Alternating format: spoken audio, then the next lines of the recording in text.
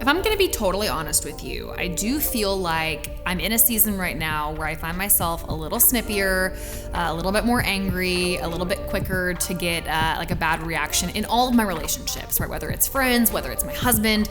I just feel like I'm not treating my people as well as I want to be treating them. I don't know if you ever find yourself in a situation or a season like that, where it just feels like relationally you're struggling to love people the way that you want to. And I have this thought that I think could be true for all of us. And I'm going to read to you a scripture.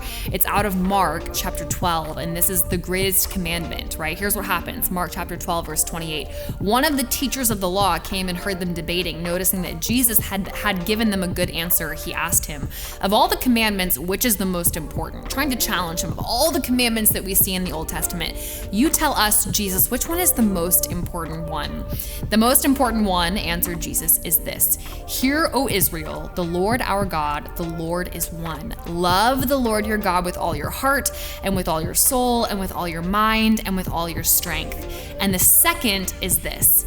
Love your neighbor as yourself. There is no commandment greater than these. I think the ordering of this is really intentional. First, you love the Lord your God with everything that you are.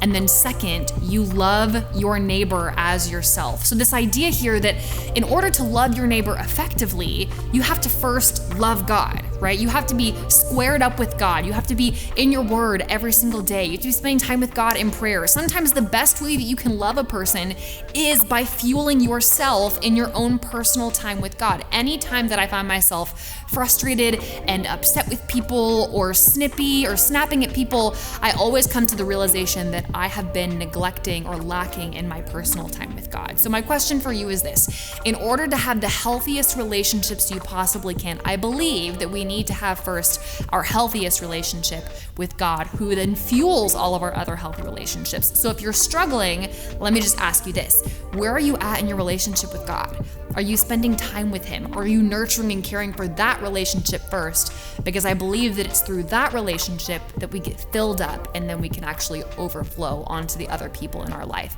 who we long to love.